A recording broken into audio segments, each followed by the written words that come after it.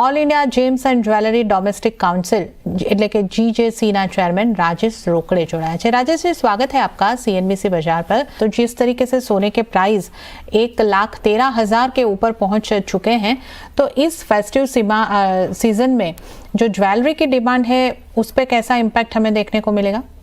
बिल्कुल, देखिए last year जो गोल्ड प्राइस थे उससे अभी देखते हैं तो बहुत ज्यादा तेज है रेट। और अगर आपने देखा होगा लास्ट ईयर इसी समय में 75 to 80,000 के आसपास के रेट थे, जो कि अभी इस बार 1,13,000 है। तो लोगों को ये समझ में आ गया है कि जब भी नवरात्र है तब खरीदारी करनी चाहिए। और हम पिछले 1-1.5 साल से देखते आ रहे हैं, सोने का भाव अगर थोड़ा सा भी नीचे आता है तो ग्राहकी रुक जाती है। बट ये एक तरह से वन साइड बुल रन शुरू है, तो कस्टमर में कोई कमी नहीं है। कस्टमर सोच रहे हैं कि अभी अगर मुझे लेना है 1 महीने बाद तो मैं अभी लूं तो ज्यादा फायदे का है। अभी हमने एक नया ट्रेंड यहाँ देखा है कि शादी की खरीदारी नॉर्मली नवरात्र में शुरू हो जाती है।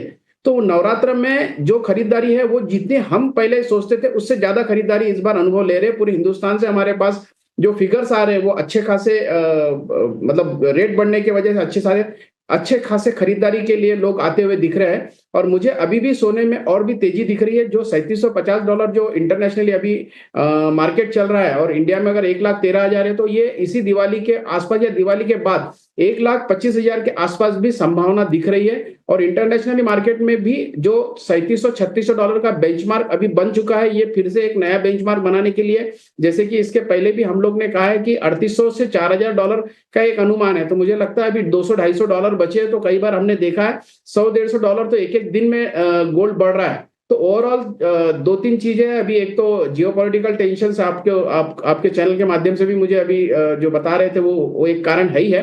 लेकिन साथों साथ इसके साथ टैरिफ का जो इशू है वो अभी भी शॉर्ट आउट हुआ नहीं। फेड के जो इंटरेस्ट रेट कट हुआ है 0.25 बेसिक, वो अक्टूबर और दिसंबर में और अपेक्षित है। तो ये सब चीजें गोल्ड को और बुलिश कर रहा है। इसके साथ ही जियोपॉलिटिकली अभी आपने कुछ न्यूज हमने लास्ट इसमें देखे थे कि जिस तरीके से नाटो होता है, नाटो में किसी एक देश के ऊपर अगर कोई हमला होता है तो सभी देश उसके साथ दुश्मनी ले लेते हैं, या एक साथ किसी एक देश पे अगर हमला होता है तो सभी ये सोचते हैं कि हम पे भी हमला हुआ है। तो वैसे ही इस्लामिक जितने भी देश है उन्होंने भी अपना एक नाटो बनाने के तैयारी शुरू कर दी। तो इससे 100% अस्थिरता और बढ़ने वाली है। और जब अस्थिरता बढ़ती है तो 100% कहीं ना कहीं गोल्ड को ये बुलिश लेके जाता है। आपने बताया कि लास्ट ईयर से ज्यादा खरीदारी यहाँ पे हो रही है, तो वो रिसाइकलिंग के जरिए खरीदारी कर रही है, नया गोल्ड खरीद रहे हैं, या कुछ ट्रेंड अलग होता हुआ देख रहे हैं? क्योंकि पिछले कुछ समय में हमने इसी साल के दौरान 9 कैरेट गोल्ड को भी हॉल मार्किंग वगैरह की भी आते हुए न्यूज देखे। अब वो भी खरीदारी हो रही है, किस तरीके के ट्रेंड बन रहे हैं? बिल्कुल, गोल्ड के रेट बढ़ जाने के कारण थोड़ा सा लोअर कैटेगरी में या लोअर कैरेटेज में लोग थोड़ा शिफ्ट होना पसंद कर रहे हैं। जो ज्वेलरी 22 कैरेट में जो हम लोग वेडिंग कलेक्शन या वेडिंग ज्वेलरी बेचते थे, अभी वो 18 कैरेट में भी अवेलेबल हो गई है। और सेम वैसी जो डायमंड की ज्वेलरी 18 और 14 कैरेट में पसंद की जाती थी, उसे 9 कैरेट तक के भी लोग पसंद करने शुरू कर दी है। और एक ऐसा है कि ओवरऑल जो डिमांड है उस डिमांड में अभी जेंजिस जो पहले इस हमारे एरिया से दूर रहते थे, नॉर्मली हमारी जितने भी ज्वेलरी इंडस्ट्री में जो खरीदार होते थे वो अबाउट 35 या 40 इयर्स के ऊपर के जो कस्टमर्स है वही हमारे खरीदार रहते थे। लेकिन अभी हमने एक चेंज देखा है कि जितने भी जेंजीज है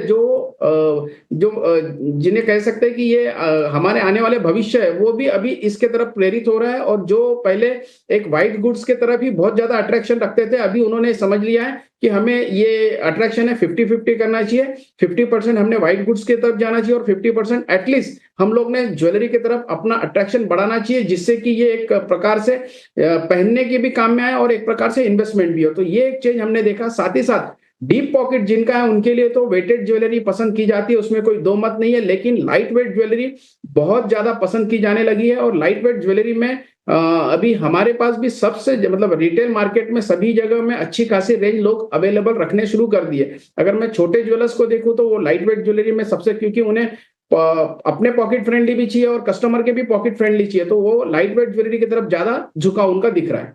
एक की जो अभी तक कोई ट्रेड डील नहीं हुई है और जेम्स एंड ज्वेलरी सेक्टर को ये जो ट्रेड के लिए जो प्रतिबंध यूएस से लगते हुए दिख रहे हैं, जो यहाँ पे टैरिफ लग रहे हैं, उसका सबसे बड़ा इम्पैक्ट होने वाला है। उसकी कैसी इम्पैक्ट रहेगी और उसके साथ साथ जो हमारे यहाँ नवरात्रि से जीएसटी में राहत दी गई है, तो सोने चांदी पे सीधा सीधा तो यहाँ पे कुछ बदलाव आता हुआ हमने नहीं देखा है, पर कंजप्शन बढ़ेगा तो क्या सोने चांदी के गहनों की भी खरीदारी होगी?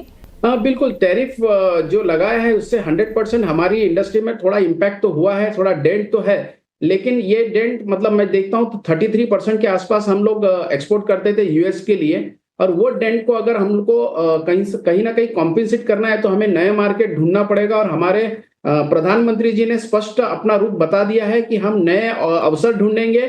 और जिस तरीके से अभी प्रधानमंत्री जी ने जीएसटी को रिफॉर्म या चेंज करके सभी एक रैशनलाइज किया, या मैं ये कहूंगा कि एक तरह से सभी देशवासियों को तोहफा दिया, या इन्हें जिस तरीके से जीएसटी बचत उत्सव का नाम दिया गया, तो कहीं ना कहीं ये मुझे लगता है कि ये बहुत ही एक अच्छा कदम है।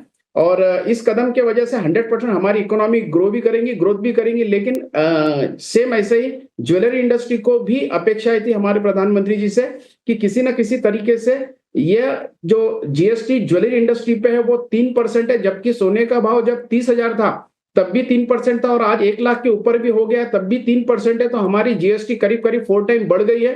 तो कहीं ना कहीं जीएसटी इस इंडस्ट्री पे कम होना बहुत ज्यादा जरूरी है, जिससे कि थोड़ा सा और इस व्यापार को बूस्ट मिले। साथ ही साथ जब जीएसटी इंप्लीमेंट हुआ था तब हमारे पूर्व अध्यक्षों को गवर्नमेंट की तरफ से बात हुई थी, जब जीएसटी काउंसिल के साथ बात होती थी तो ये था कि रेवेन्यू इक्विवेलेंट रेशियो और रेवेन्यू न्यूट्रल रेशियो पे हम लोग इसे फिर से रिकंसिडरेशन करेंगे, तो हम जो अभी हाल ही में जीएसटी में चेंज हुआ है। ઓકે, તો જીએસટી ને લઈને જેમ્સ એન્ડ જ્વેલરી સેક્ટરની આગળથી ડિમાન્ડ છે કે જે 3% જીએસટી છે એ અહીંયા હજી ઘટાડવાની એક કોશિશ કરવામાં આવે। ત્યારે જ राजेश जी, आपका बहुत बहुत शुक्रिया हमारे साथ जुड़ने के लिए और इस पूरी जानकारी के साथ हमारे साथ चर्चा करने के लिए आपका धन्यवाद।